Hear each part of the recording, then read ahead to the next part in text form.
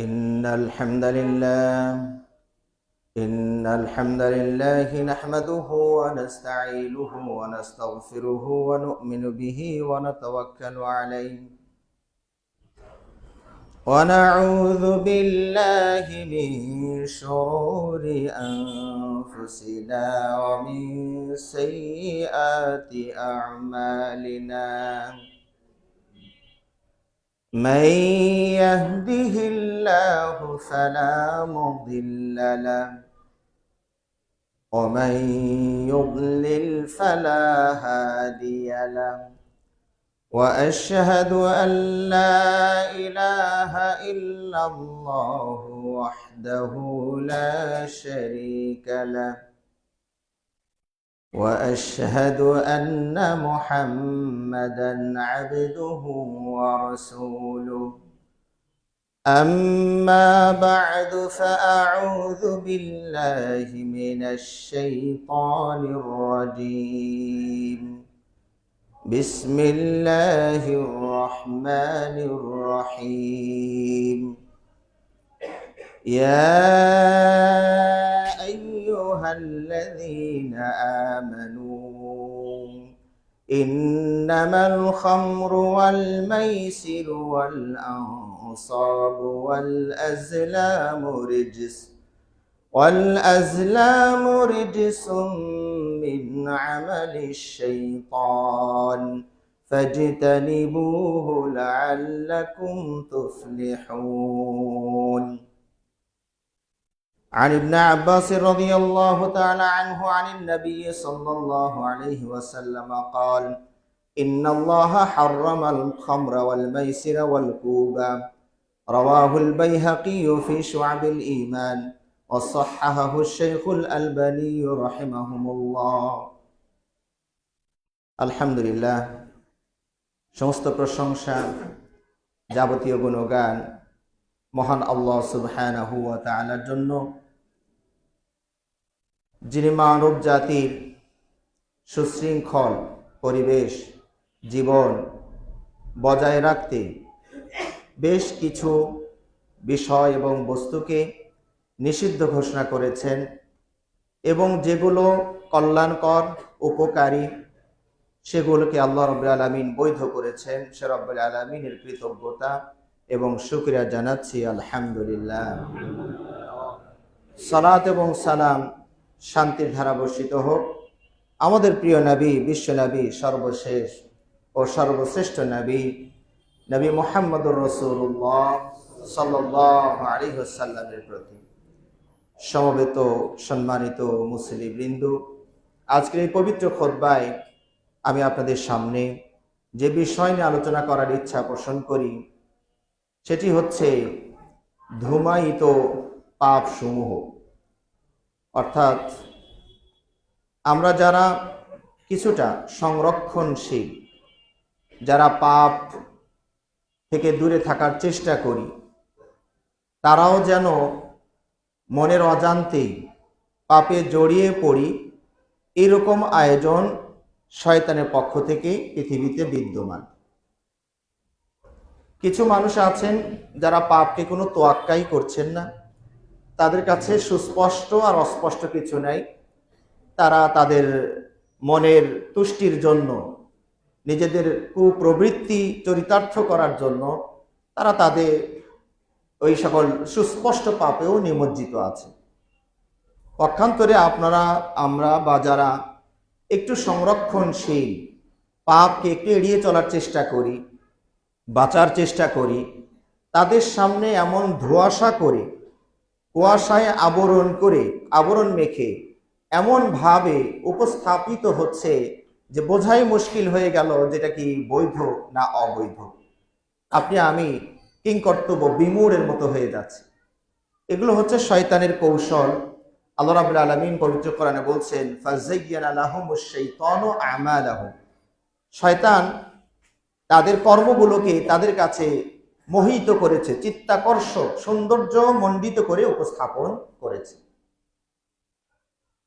আর কিছু পাপকে শয়তান ওই যে অস্পষ্ট করে দিয়েছে, এলোমেলো করে দিয়েছে। এইরকমই কয়েকটি পাপ আজকের পঠিত আয়াতের ভিতরে আল্লাহ রাব্বুল আলামিন উল্লেখ করেছেন। মোটামুটি এখানে সর্বমোট বলা যায় 4টি পাপের কথা একটি আয়াতের মাঝে আল্লাহ রাব্বুল আলামিন অন্তর্ভুক্ত করেছেন। তার প্রথম নাম্বার হচ্ছে আল্লাহ রাব্বুল আলামিন বলছেন, ইয়া আইয়ুহাল্লাযীনা আমানু, হে বিশ্বাসীগণ, ইন্নামাল খামরু ওয়াল মাইসিরু ওয়াল আনসাবু ওয়াল আজলাম।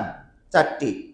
ইন্নামাল খামরু, নিশ্চয় মদ, নেশা জাতীয় পণ্য দ্রব্য, ওয়াল মাইসিরু এবং জুয়া, ওয়াল আনসাব মূর্তি পূজা, ওয়াল আজলাম লটারি।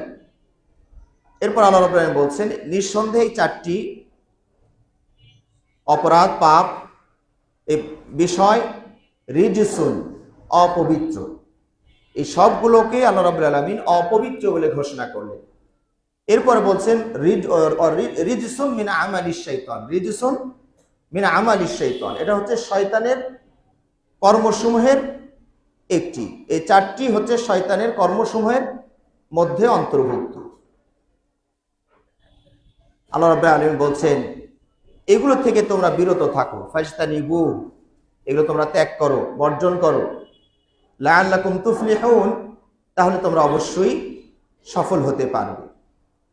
এরপরে আয়াতে আল্লাহ রাব্বুল আলামিন এগুলোর আরো কুফল উল্লেখ করেছেন। সাধারণত আল্লাহ রাব্বুল আলামিন পাপকে শুধু নিষেধই করেন, এর কুফলটা উল্লেখ খুব কম করেন, কিন্তু আল্লাহ রাব্বুল আলামিন এখানে এগুলো উল্লেখ করে দিয়েছেন।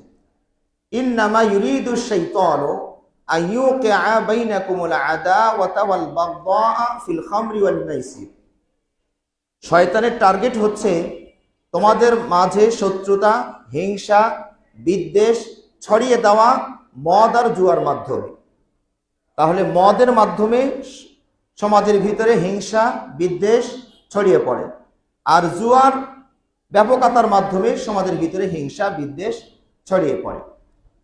এরপর বলছেন ওয়ায়াসুদ্দাকুম আন যিকরিল্লাহ ওয়া আনিস সালাহ, এবং এই সকল অপকর্ম তোমাদেরকে আল্লাহর স্মরণ হতে উদাসীন করে দেয়।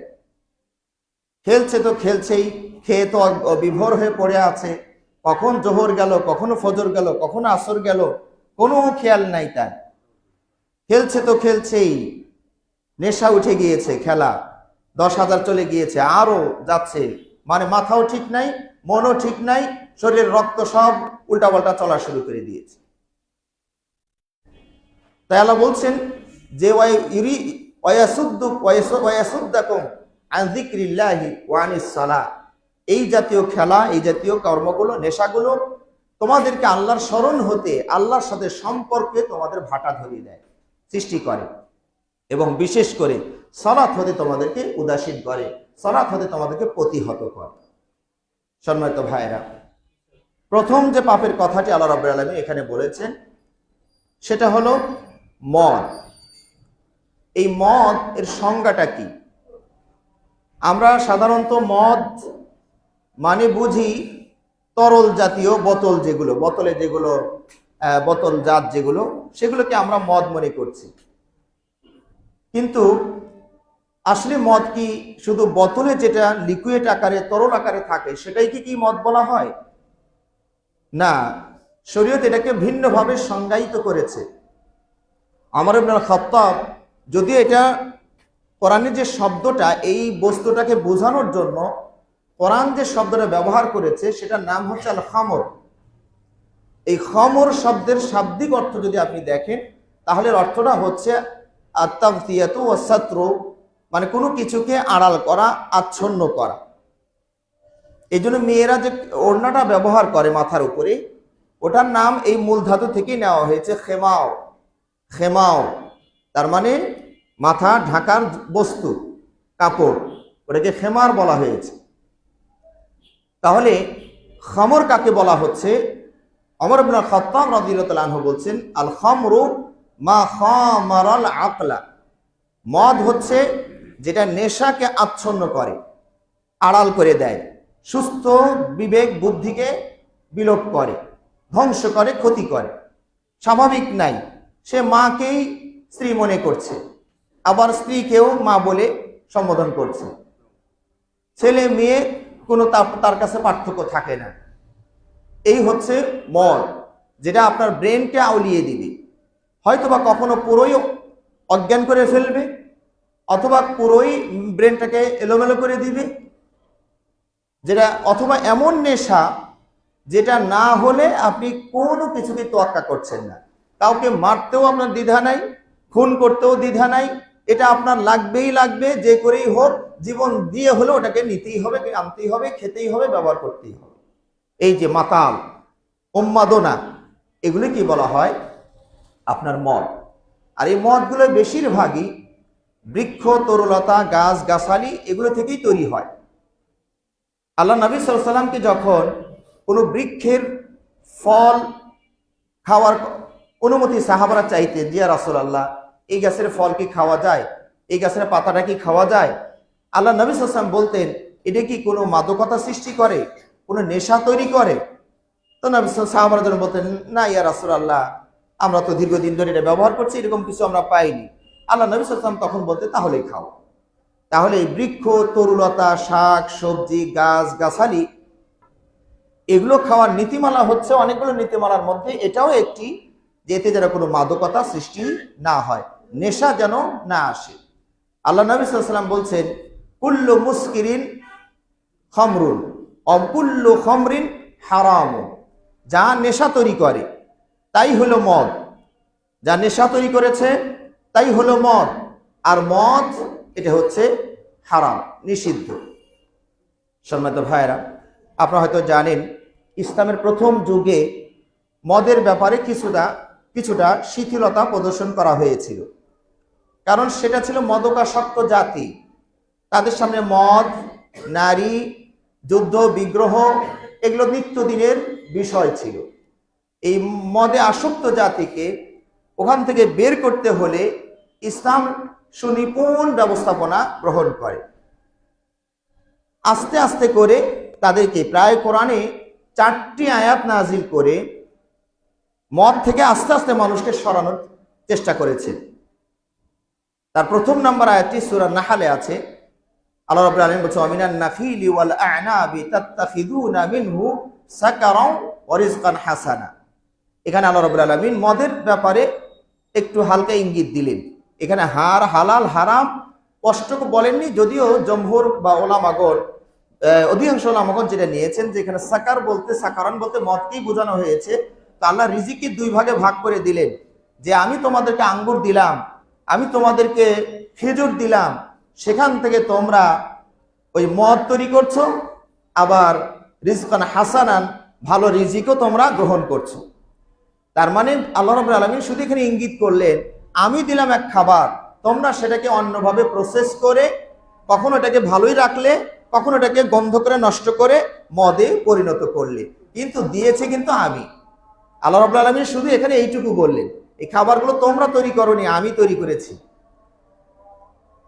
এরপরে আল্লাহ রাব্বুল আলামিন সূরা বাকারায় এসে আবার মদের ব্যাপারে হালকা করে কথা বললেন।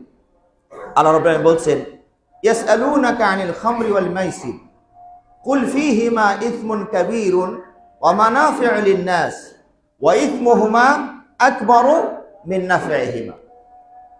হে নবী, আপনাকে তারা মদ আর জুয়া সম্পর্কে জিজ্ঞেস করে, মাসআলা জানতে চায়, এটা হালাল না হারাম, করা যায় না ছাড়তে হয়। আল্লাহ রাব্বুল আলামিন উত্তর দিচ্ছেন, কুল ফীহিমা ইসমুন কাবীরুন, আপনি বলে দিন এ দুটোর মাঝে বিশাল বড় পাপ আছে।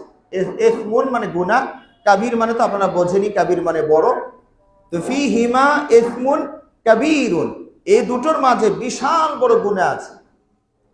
ওয়া ইসমুহুমা ওয়া মানাফিউ লিন-নাস, তবে মানুষের সাময়িক কিছু উপকার আছে।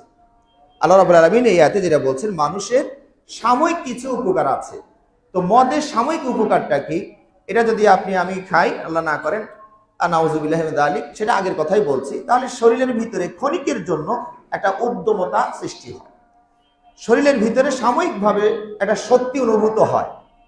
কিন্তু আসলে এটা শুধু মনের ভিতরেই মনে হচ্ছে, দৃশ্যত বাস্তবে দেখবেন একটা ছোট্ট বাচ্চা এসে ধাক্কা দিলে উনি পড়ে যাবে, কিন্তু ওনার মনের ভিতরে একটা শক্তি এসে গেছে যে উনি যেন রাজা বাদশাহ হয়ে গিয়েছেন।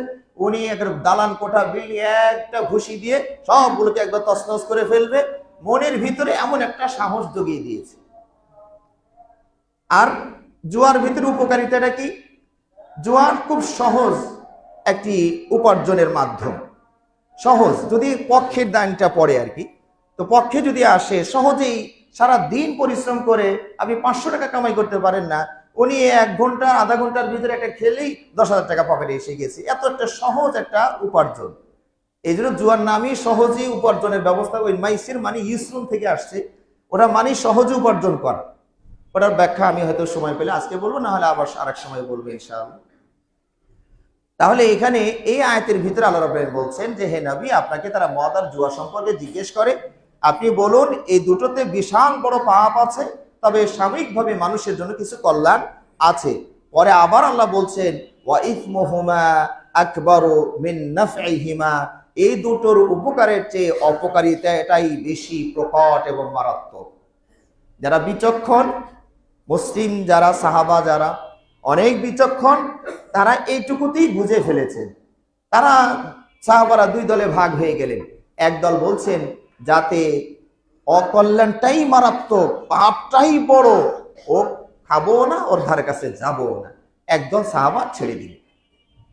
আর একদল তারা মনে করছেন যে না, আল্লাহ তো হারাম করেননি, আবার কিছু উপকারের কথা তো আল্লাহ নিজেই স্বীকার করলেন, তারা আবার খেতে থাকলেন। এরপরে রব্বুল আলামিন আরেকটা আয়াত নাযিল করলেন। ইমাম সাহেব ওই নেশা করে সালাতে দাঁড়িয়ে গিয়েছে, তো সালাতের ভিতরে কোরআন পড়াটা উল্টাপাল্টা হয়ে যাচ্ছে, যেটা হাদিসে বা তাফসিরে এসেছে। সূরাতুল কাফিরুন পড়তে গিয়ে ওই লাগুলো বাদ দিয়ে পড়েছেন, যাতে অর্থগুলো পুরো বিকৃত হয়ে যায়, বিগড়ে যায়।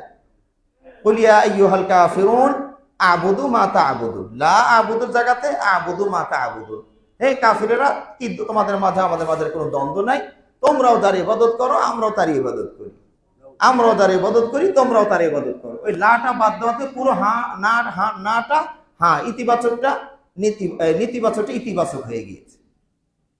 তখন আল্লাহ রাব্বুল আলামিন আয়াতটা নাযিল করলেন সূরা নিসা, ইয়া আইয়ুহাল্লাযীনা আমানু লা তাকরাবুস সালাতা ওয়া আনতুম সুকারা, হে ঈমানদারগণ, নেশাগ্রস্ত অবস্থায় তোমরা সালাতের ধারে কাছে যেও না। হাত্তা তা'লামু মা তাকুলুন, কি বলছো ওটা যদি বুঝতেই না পারো, ওই অবস্থায় সালাতে দাঁড়াবা। এই আয়াত নাযিল হলে সাহাবারা যারা খাচ্ছিলেন তারা 2 দলে ভাগ হয়ে গেলেন। একদল বলছেন যা খেয়ে সালাতের মতো শ্রেষ্ঠ ইবাদত, আমার সবচেয়ে প্রিয় ভাজন, আল্লাহর সামনে যাওয়া যাবে না, মানে আল্লাহ সালাতে যে ধারে কাছে যেও না, মানে কি আল্লাহর কাছে যেতে মানা করেছেন। কেউ যদি এমন কাজ করেন যে এই কাজ করলে তুমি প্রধানমন্ত্রীর ধারে কাছেও যেতে পারবে না, ওই কাজ কি মানুষ করবে? ওই দলের সমর্থক যারা, তারা কি ওই কাজটা করবে? ওনার তো টার্গেট যে প্রধানমন্ত্রীর কাছে যেতে হবে, কেমনে যাওয়া যায় সেই পথ বলে। তা আল্লাহ যখন বললেন যে এই মদ যদি খাও তাহলে আমার সামনে খবরদার আসবা না, তো সাহাবারা অ্যালার্ট হয়ে গেলেন যে এইটা খেয়ে আল্লাহর সামনে যাওয়া যাবে না, এই জিনিস কত খারাপ জিনিস, ও খাবোই না। ওরা বাদ দিয়ে দিলেন। কিছু ওই যে দুর্বলের ইমানের যারা স্তর ভেদে কিছু মানুষ আছে, তারা বললেন যে আল্লাহ তো এখনো হারাম করেন নাই, তো ওইটা খেয়ে সালাতে যে আল্লাহ ওনার সামনে যেতে মানা করছেন, তো সময় বুঝে খায়। ফজর পরে খেয়ে নিল, জোহর পর্যন্ত 7 ঘন্টা প্রায় সময়, তো এই 2-1 ঘন্টার মধ্যে তো জ্ঞান ফিরে আসবে, তখন গিয়ে জ্ঞানটান ফিরলে আবার গিয়ে সালাতটা পড়ে নি, আল্লাহর সামনে যাবো নি ওই সময়। অথবা এশা পড়ে খেয়ে নিলাম, ফজরের মাঝে একটা বড় গ্যাপ আছে, এই জ্ঞান ফিরবে, তখন আবার খেয়ে সালাতটা পড়ে নিবনি। তারা এই গ্যাপে গ্যাপে বিরতির মাঝে মাঝে খাওয়ার চেষ্টা করছে। একবার এই নেশাগ্রস্ত সাহাবারা আপনার পরস্পরে হাতাহাতির পর্যায়ে চলে যায়, মানে নেশা করে একটু হাতাহাতি মারামারি পর্যায়ে চলে যায়। তখন আল্লাহ রাব্বুল আলামিন এই যে আজকে যে পঠিত আয়াতটি সেটা নাযিল করেন, ইন্নামাল খামরু ওয়াল মাইসিরু ওয়াল আনসাবু ওয়াল আজলামু রিজসুম মিন আমালিশ শাইতান। হে ঈমানদারগণ, আল্লাহ রাব্বুল আলামিন যখন এই আয়াতগুলো বললেন যে নিশ্চয় মদ, জুয়া এবং মূর্তি পূজা, লটারি, এগুলো অপবিত্র শয়তানের কাজ, এগুলো থেকে তোমরা বিরত হও, তাহলে সফল হও। পরে আয়াতে রব্বুল আলামিন আরো শক্ত করে ধমক দিয়েছেন। শেষে গিয়ে বলেছেন, যে অনুবাদটা আমি কিছুক্ষণ আগে আপনাদেরকে শুনিয়েছি, মানে শয়তানের মাধ্যমে শত্রুতা বিদ্বেষ সৃষ্টি করে, আল্লাহর জিকির থেকে ফিরিয়ে রাখে, এবং সালাত হতে ফিরিয়ে রাখে। এরপরে আল্লাহ বলছেন ফাহাল আনতুম মুনতাহুন, তোমরা কি বিরত হবে, অর্থাৎ তোমরা কি থামলে। তার মানে আল্লাহ রাব্বুল আলামিন এখানে তার বড় করে ধমক দিয়েছেন। যখন একজন মানুষকে বাচ্চা আপনার অবাধ্য হয়, তখন আপনি কি বলেন, এই থাম থাম, বিরত হও, দিব কিন্তু মায়ের।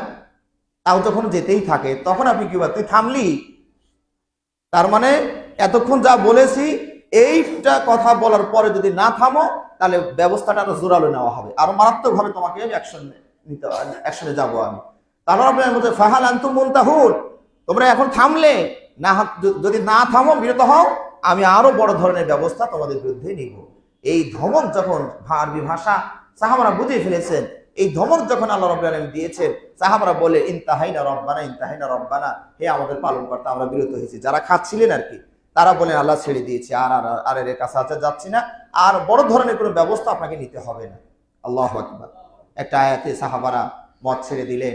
এই আয়াতটা নাজিল হওয়ার সাথে সাথে আপনি চিন্তা করুন, মদে আসক্ত জাতি কিভাবে মদ মুক্ত হলো। চিন্তা করুন, যার বাড়িতে মদের যা ছিল, গ্যালন গ্যালন, পাতিল পাতিল, ড্রাম ড্রাম, সব মদ ফেলে দিলেন, আল্লাহ হারাম করে দিচ্ছে, এটা রাখা যাবে না। সুবহানাল্লাহ। ঈমান মজবুত হলে কেমন হয়। একজন সাহাবী, তিনি মদেরই ব্যবসা করতেন। হালাল যখন ছিল, মাল কিনতে গিয়েছেন সিরিয়াস শাম দেশে, মাল কিনে নিয়ে লরি ভর্তি, মনে করো ওই সময় ড্রাম বা যাই থাক মশক ভর্তি উহুদের পাদদেশে এসে পৌঁছেছেন। তখন ওই একটা কানে এসে গেল, ইন্নামাল খামরু ওয়াল মাইসিরু ওয়াল আনসাবু ওয়াল আজলামু রিজসুম মিন আমালিশ শাইতান, আয়াতটা যখন কানে চলে গিয়েছে, তার পণ্যের সব পণ্য উহুদ পাহাড়ের পাদদেশে ফেলে দিয়া খালি হাতে বাড়ির দিকে রওনা করল। আল্লাহ, এটাকে বলে ভাই ঈমান। শত শত আয়াত লাগে না, মানুষের ঈমান আমল পরিবর্তনের জন্য একটা শব্দ, একটা বাক্যই যথেষ্ট হয়ে যায়। সাহাবা তো এটাও বলতে পারতেন, রাসূল সাল্লাল্লাহু আলাইহি ওয়াসাল্লামের কাছে গিয়া একটা ছোট্ট করে আবেদন করতে পারতেন, ইয়া রাসূলুল্লাহ, মদ হালাল ছিল, তখন গিয়ে মাল কিনছি, এখন হারাম যে হবে তো বুঝতে পারিনি, কেনা যেহেতু হয়েই গেছে, তা আমি একটু গোপনে টোপনে বিক্রি করে মালটা টাকাটা, নগদ টাকাটা বের করে নেই, তারপরে যা হয় হবে আর কি, ছেড়ে দিবনি। এরকম চিন্তা ভাবনা কূটকৌশল সাহাবারা অবলম্বন করেননি। সুবহানাল্লাহ, সঙ্গে সঙ্গে ছেড়ে দিয়েছে। আজকে সেই মদই দেখুন, যেটা আমার বক্তব্যের শুরু পয়েন্টটা, যেটা ধোঁয়াশা, কুয়াশা, ধূম্র জাল পয়দা করা হয়েছে। এখন কোনটা যে মদ, কোনটা যে মদ নয়, এমন ভাবে রূপান্তরিত করা হয়েছে যে এখন যারা একটু রক্ষণশীল, তারাও এখন বিব্রতর মধ্যে আছে, এটা খাওয়া যায় কি যায় না, এটা সমস্যা কি সমস্যা না, তারা এখন বিভ্রান্তির মাঝে আছে। সম্মানিত ভাইরা, মদের যে সূত্রটা আছে, আপনি আপনার মনকে সেটা প্রশ্ন করবেন যে এটা খাওয়া ঠিক হবে কি না। কারণ গুনাহের একটা সংজ্ঞা আল্লাহ নবী সাল্লাল্লাহু আলাইহি ওয়াসাল্লাম এইভাবে দিয়েছেন, আল ইসমু মা হাকা ফি সাদরিকা ওয়া কারিহতা আন ইয়াত্তালিআ আলাইহিন নাস। গুনাহ কোনটা গুনাহ, কোনটা গুনাহ নয়, পাপ নয়, এটার একটা সহজ সংজ্ঞা নবী সাল্লাল্লাহু আলাইহি ওয়াসাল্লাম দিয়েছেন। যে কাজটা করতে গেলে তোমার হৃদয়ে একটা বাধা সৃষ্টি করে, খটকা পয়দা হয়, এটা কি করব কি করব না, এটা খাবো কি খাবো না, বলবো কি বলবো না, ঠিক হবে কি হবে না, ইতস্ত বোধ শুরুতে একটা পয়দা হবে। যদি ঈমানের লেশ মাত্র আপনার ভিতরে থাকে, তাহলে এটা অবশ্যই আপনার হৃদয়ের ভিতরে জেগে উঠবে। আর একটা কি, ওয়াকারিহিতা আইয়াত্তালি আলাইহিন নাস, আর ওই কাজটা গোপনে করতে আপনার মানে মন চাবে, মানুষ জেনে ফেলুক, এটা আপনার পছন্দ হবে না। অন্তরে বাধা, আর মানুষ যেন বুঝতে না পারে যে আমি এই কাজটা করি, এই যে অনুভূতি, এটাকে আল্লাহ নবী সাল্লাল্লাহু আলাইহি ওয়াসাল্লাম বলেছেন এটাই হলো পাপ। তাহলে এখন যে জিনিসগুলো আমাদের সামনে এসে গিয়েছে, সেগুলো খেয়াল করতে হবে যে এই সংজ্ঞার মধ্যে পড়ছে কিনা। হয়তোবা যারা কিছু কিছু সেবন করেন, অনেকে হয়তো মনে করেন এটা উন্নত প্রযুক্তির মাধ্যমে এটা তৈরি হয়েছে, এটা সমস্যা না, তাদেরকে ওই আরেকটা নীতিমালার সামনে রাখতে হবে। আল্লাহ নবী সাল্লাল্লাহু আলাইহি ওয়াসাল্লাম বলেছেন, কুল্লু মা আসকারা কাসীরুহু ফাকালিলুহু হারাম। যা বেশি খেলে মাদকতা সৃষ্টি হবে, তার স্বল্পটাও কি হারাম, অল্প পরিমাণও হারাম। এখন উদাহরণস্বরূপ বলা যায়, এই তামাক দ্রব্য, তামাক যেটা, এই তামাক থেকে উৎপাদিত যত পণ্য আছে, এগুলোকে ধোঁয়াশা করে দেওয়া হয়েছে। দেখুন, ধূম্র জাল পয়দা করা হয়েছে কিভাবে। তামাক থেকে তৈরি হয়েছে জর্দা, জর্দাতে সুগন্ধি দেওয়া হয়েছে, রং দেওয়া হয়েছে, মজাদার কিছু জিনিস দিয়ে দেওয়া হয়েছে। ওটা এত বাজে খাবার যে কোনো, আমার মনে হয় মাটি ছাড়া আর কোনো কীটপতঙ্গ ওটাকে ভক্ষণ করে না। আমাদের রংপুরে এই সাইডে এগুলো চাষ হয়, এটার নিরাপত্তার জন্য কোনো ব্যবস্থা নেওয়া লাগে না। তার মানে ছাগলে জানে এটা খারাপ জিনিস, ওই গরুতেও জানে এটা খাওয়া যায় না। শুধু এটা আশরাফুল মাখলুকাত সরাসরি খেতেও পারে না, কিন্তু সেটাকে প্রসেস করে মিষ্টি মাখিয়ে ঘ্রাণ দিয়ে মজা করে এটা খাচ্ছে। এই জর্দা, তামাক থেকে তৈরি হলো জর্দা, এখান থেকে তৈরি হয়েছে বিড়ি, সিগারেট, ওর ভিতরে যে পাতাটা আছে, এবং এটাকে পিষিয়ে তৈরি করা হয়েছে বুল। ওই একটু করে নিয়ে দেখবেন যে দাঁতের মাঝে দিয়ে রাখলো, চলছে এভাবে গুল। এই যে মূল জিনিসটাকে এমন প্রসেস করে অস্পষ্টতায় নিয়ে আসা হয়েছে, এটা হলো একটি বিষয়।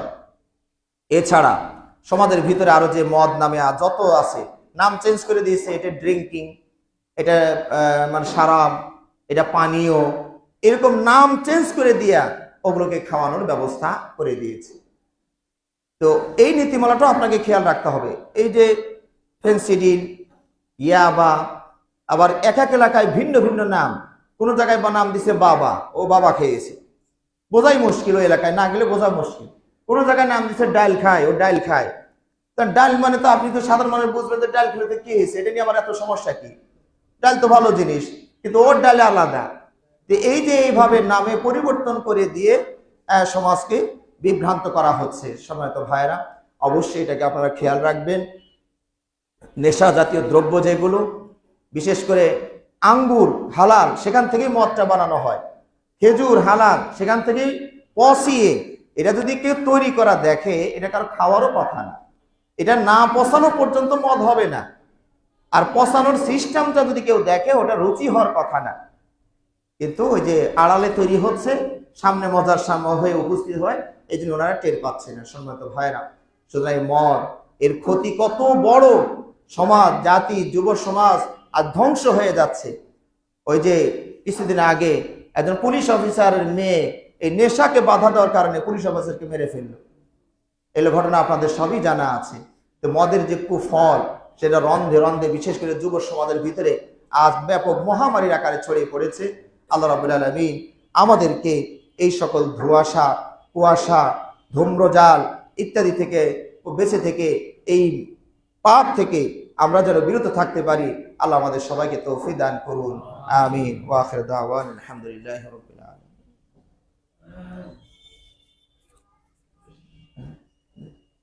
জি,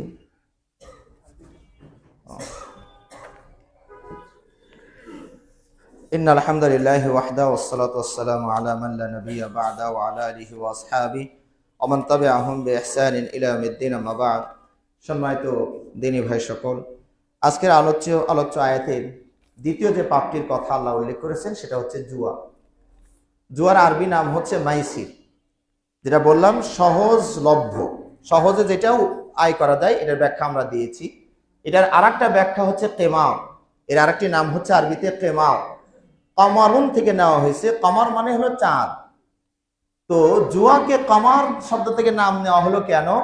জুয়াতে চাঁদ যেমন একবার ছোট হয় আবার বড় হয়, জুয়াতে মানুষ একবার ছোট হয় আবার বড় হয়। অর্থাৎ যখন নিজের পক্ষে আসে তখন সে বড় হয়, চাঁদের মতো বড় হচ্ছে, বিশাল কিছু, পূর্ণিমার চাঁদ হয়ে গেল। আবার যখন যাওয়া শুরু করে তখন দেখবেন ওর সব কিছু ধ্বংস। আমি আজকের এই আলোচনায় আসার আগে কিছু তথ্য খোঁজারও চেষ্টা করেছি, কিছু দৃশ্য দেখার চেষ্টা করেছি ভাইরা। করুণ দৃশ্য। এই জুয়াতে এক আল্লাহর বান্দা বলছেন, যেটা শুরু হয় মজা দিয়ে, খেলা দিয়ে শুরু হয়। প্রথমটা খুবই মজাদার, খুব বেশি খরচও হয় না, ওই 50 পয়সা দিয়ে শুরু হয়। এরপরে 1 টাকা লাগে, 2 টাকা লাগে, 10 টাকা লাগে, 5 টাকা লাগে। এই করতে করতে করতে করতে আল্লাহর কোনো বান্দা বলছেন, আমি 2-2.5 কোটি টাকার মালিক ছিলাম, এখন আমার কিচ্ছু নাই, আমি সব শেষ করে দিয়েছি। আমার কত বিঘা জমি ছিল, সব আমি শেষ করে দিয়েছি।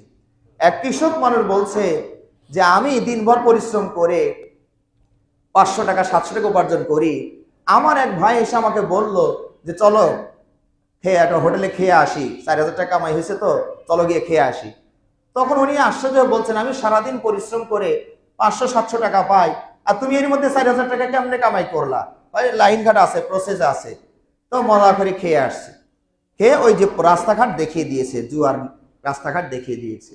উনি ওই যে শুরু করলেন। এখন সেই লোক বলছে আমার কত বিঘা জমি ছিল আমি সব হারিয়েছি।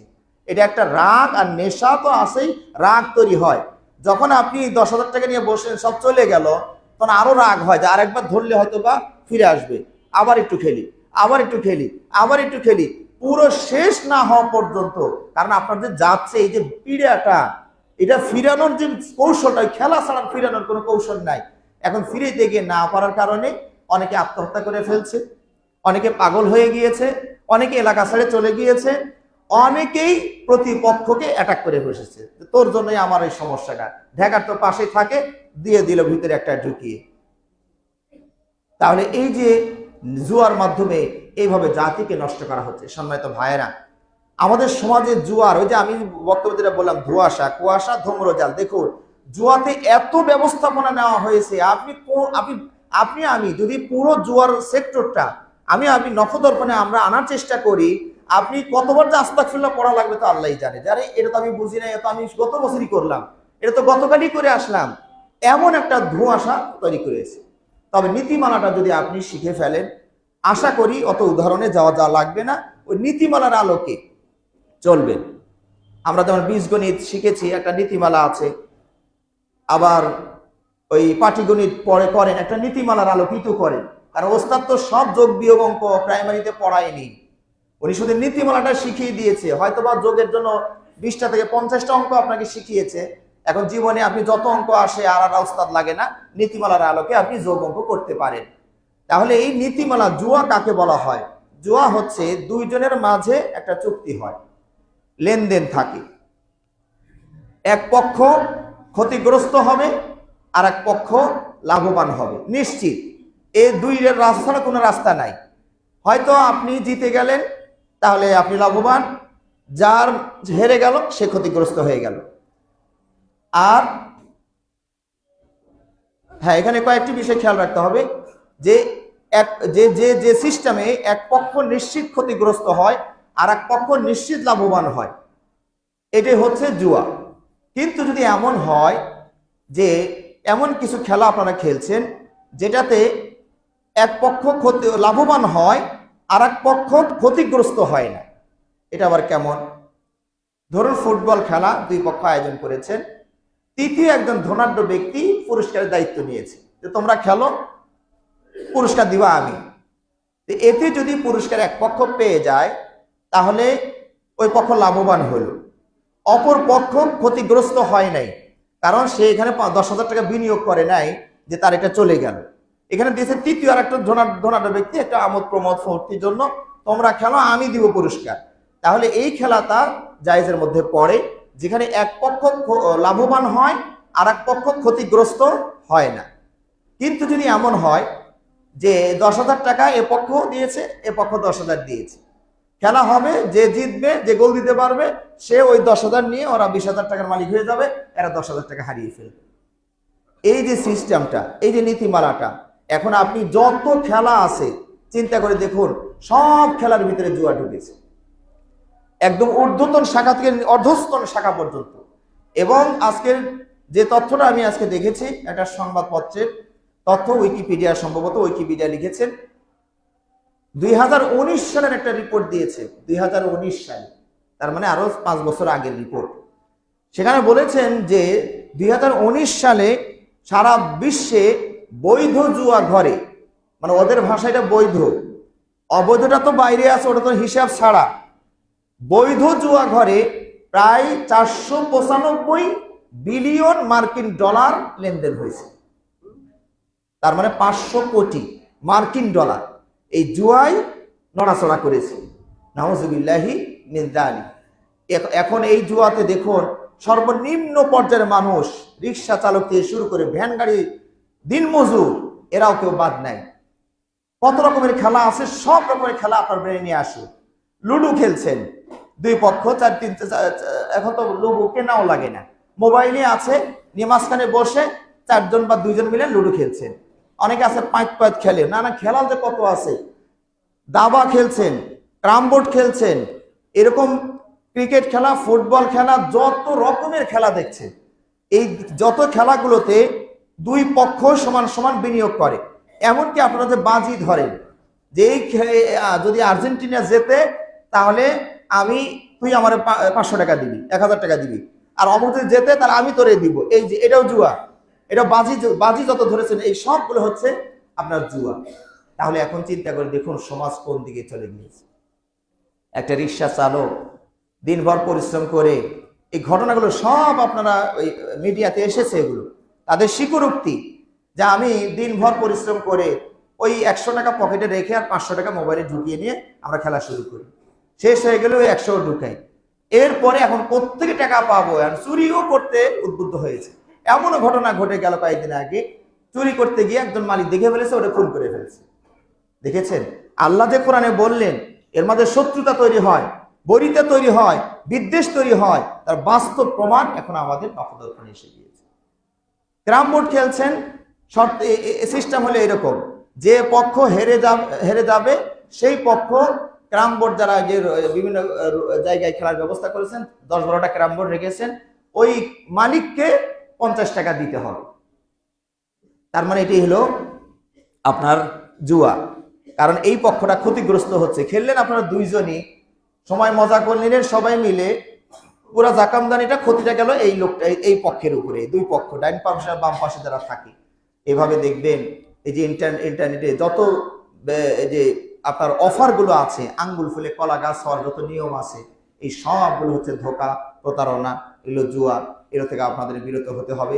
বিশেষ করে কত এনজিও যে তৈরি হয়েছে সমাজে, গ্রামে, আমার কাছে মনে হয়েছে আপনারা কমপক্ষে এইটুকু আপনারা অবজার্ভ করে পর্যবেক্ষণ করে দেখবেন, যারা এই যে ক্ষুদ্র ক্ষুদ্র সমাজে গ্রামের মানুষের মাঝে এনজিও কায়েম করে খাড়া করে বিভিন্ন নাম দিয়ে বড় বড় দেশের নেতৃস্থানীয় ব্যক্তিদেরকে নিয়ে তাদেরকে উপস্থাপন করে বোঝায় যে এরা আমাদের সাথে আছে।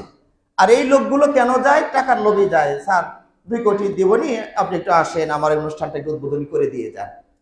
এইভাবে উদ্বোধন করে দিয়ে গেল, আপনি মনে করলেন এটা তো সরকারের নখদর্পণে আছে, এরা কি আর পালাইতে পারে? কিন্তু আপনার কাছ থেকে সব নিয়ে রিক্ত হস্ত করে পোটলাটা নিয়ে আস্তে করে অফিস বন্ধ করে দিয়ে তারা উধাও হয়ে যাচ্ছে। একটা মানুষকে একটা বিবেক খাটানো উচিত যে 10,000 টাকা দিয়ে আপনি 4,000 টাকা লাভ পান কোন ব্যবসা করে, 2,000 টাকা লাভ পান কোন ব্যবসা করে। এই আঙ্গুল ফুলে কলা গাছ হওয়ার যত ব্যবস্থাপনা আছে, যে মাল্টি লেভেল ব্যবসা যেটা বলছেন, সব জুয়া, সব জুয়া। আপনার মোবাইলে গেম খেলছেন, এগুলো সব জুয়া। আপনি ওই ব্যবসা করেন যেটার পণ্য আপনার চোখের সামনে আসা যাওয়া করে, কিন্তু মোবাইলে এখানে দেখাচ্ছে যে আপনি 2 লাখ টাকার মালিক হয়েছে। কয়েকদিন আগে যে গতকালই মনে হয় আমাকে এক ভাই বললেন যে মোবাইলের ফর্ম পূরণ নামে নাকি একটা কি আসছে, ফর্ম পূরণ কিরকম, প্রত্যেকজনের ফর্ম পূরণ করলে 600 টাকা দিতে হবে, 600 টাকা করে দিবেন। আমার দাওয়াতে আপনারা 3 জন আসলে 1800 টাকা দিবেন, আমি পাবো 150-150, তাহলে প্রত্যেকজনের কাছ থেকে 150 পেলে আমি পাই কত? 450 টাকা আমি পাই। আর বাকিগুলো কোথায় যাচ্ছে আল্লাহ মাহবুব জানে। তো এটার কোনো নাকি পণ্য নাই, ডেস্টিনি বা অন্যরা তো একটা পণ্য সামনে দেখাচ্ছিল, আর পণ্য রেখেছিল হচ্ছে ওই যে খাগড়াছড়িতে বৃক্ষ। আপনি ওখানে কেমনে যাবেন, কেমনে দেখবেন? আর যদি কেউ কদাচিৎ যায়ও, তো নেম প্লেটে খালি আপনার নাম, যেদিন আপনি যাবেন ডেট তারিখ দিয়ে যাওয়া লাগে, ওই নেম প্লেট সব আপনার নামে ঝুলতেছে। আর এই সর্বনাম তো বিশাল বড় লোক। আবার আপনি চলে আসলেন, আমি যাব, আমার নাম আবার ঝুলতেছে, ওই গাছ একটাই, খালি নেম প্লেট চেঞ্জ হয়।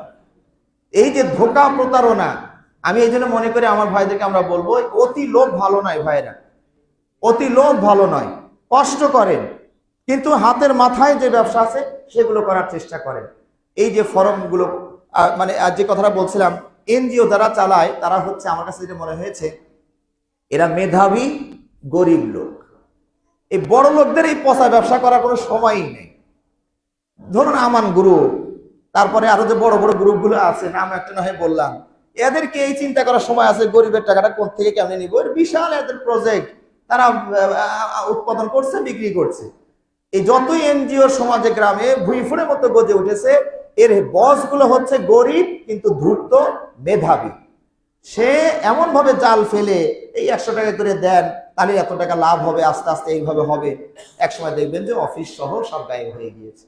কোটি কোটি টাকা তারা এইভাবে পাচার করে দিচ্ছে। সম্মানিত ভাইরা, তো এইভাবে আমরা বলছিলাম যত জুয়া আছে সব জুয়াকে না বলতে হবে। এটা আল্লাহ কোরআনে হারাম করে দিয়েছেন। এটার কুফল সমাজ আজ রন্ধে রন্ধে অনুভব করছে। ছেলেদেরকে মোবাইল থেকে সাবধান করুন। আগে না হয় জুয়া ঘর ছিল, সেখানে যেত, এখন ওখানে যাওয়া লাগে না, প্রত্যেকের ঘরে ঘরে প্রত্যেকের হাতের মুঠো মুঠে এসে গিয়েছে। মোবাইলে ব্যবসার নামে এইভাবে জুয়া চলছে, আস্তে আস্তে সব রিক্ত হস্ত হয়ে যাচ্ছে সম্মানিত ভাইরা। এবং শেষে রাস্তা না পেয়ে আত্মহত্যা, আর না হয় বাবাকে হত্যা, নয় মাকে হত্যা, যেটা বাধা ওটাকে দূর করারও চেষ্টা করছে। আল্লাহ রাব্বুল আলামিন আমাদেরকে বোঝার তৌফিক দান করুন, আমিন। আল্লাহুম্মা সাল্লি আলা মুহাম্মাদ ওয়া আলা আলি মুহাম্মাদিন কামা সাল্লাইতা আলা ইব্রাহিম ওয়া আলা আলি ইব্রাহিম ইন্নাকা হামিদুম মাজিদ। আল্লাহুম্মা বারিক আলা মুহাম্মাদ ওয়া আলা আলি মুহাম্মাদ কামা বারাকতা আলা ইব্রাহিম ওয়া আলা আলি ইব্রাহিম ইন্নাকা হামিদুম মাজিদ। সম্মানিত ভাইরা, আর দুটো উদাহরণ না দিয়েও পারছি না। এই যে রাস্তাঘাটগুলোতে দেখবেন আমাদের বিহারি ভাইদের বাচ্চা কাচ্চারা দেখবেন, আমি বুঝতাম না আগে থেকে মুরগির বাচ্চা নিয়ে বসে আছে। ওটা কি সিস্টেম? ওখানে অনেকগুলো খাপ আছে, আপনি 10 টাকা দিয়ে একটা খাপ নেবেন, ওর ভিতরে যদি মুরগির বাচ্চা ওটা থাকে তাহলে একটা মুরগির বাচ্চা দিয়ে দিবে, আর যদি কোনোটা আছে না তাহলে আপনি পাবেন না। এই যে জুয়া দেখেন, রাস্তাঘাটে এখানে বসে রয়েছে, পেপসি বোতল নিয়ে বসে আছে, পেপসি বোতল, হ্যাঁ এইরকম একটা 2.5 কেজি 2.5 বোতল 5 টাকা দিয়েই পাওয়া যাচ্ছে। কত বড় সুন্দর ব্যবসা! মনে হয় যে মনে হয় টাকশালের মালিক। এই লোকগুলো তো বিবেক খাটানো দরকার যে এই 40 টাকা দামের 200 টাকা 150 টাকার পেপসিটা এই মতো ফকিরের পোলা ও আবার 5 টাকা দিয়ে দেয় কেমনে? এইটুক বিবেক কি আমাদের কারো বিবেকে হইল না? ও যদি এটা পারে তো 5 টাকা নিবে কেন? তো এমনি দিয়ে চলে যাবে, ও যদি এতই ক্ষমতা থাকে। এই যে পেপসি বোতল নিয়ে বসে আছে, আপনি 5 টাকা দিয়ে একটা কাগজ উঠাইতেছেন, ও একটু ঘুরাইতেছে, ও তো জানে যে ওই 5টার মধ্যে হয়তো 100টার মধ্যে 5টাও আপনি পেপসি লেখা আছে কিনা আল্লাহ মাবুদ জানে। ওই তাসগুলো ঘুরাই না, আপনি একটু উঠালে না, কপাল খারাপ হলো না, এটা আরেকবার ধরি দেখি হয় নাকি, আরেকবার ধরি দেখি হয় নাকি। পেপসির দাম 50 টাকা, আপনার 500 টাকার মধ্যে চলে গিয়েছে।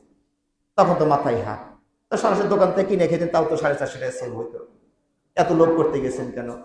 এইরকম ভাবে মোড়ে মোড়ে মোড়ে মোড়ে অনেকগুলো বিষয় আছে। তো একটু বেশি সময় হয়ে গেছে, সেটা আমি বলছি। ঘড়িটার পিছন দিকে সামনেটা একটু নষ্ট দেখছি, যার কারণে আমার একটু সমস্যা হয়েছে। এরকম মোড়ে মোড়ে অসংখ্য কিছু আছে, হ্যাঁ, আপনারা সেগুলো থেকে সাবধান থাকবেন। আল্লাহ আমাদেরকে তৌফিক দান করুন, আমিন।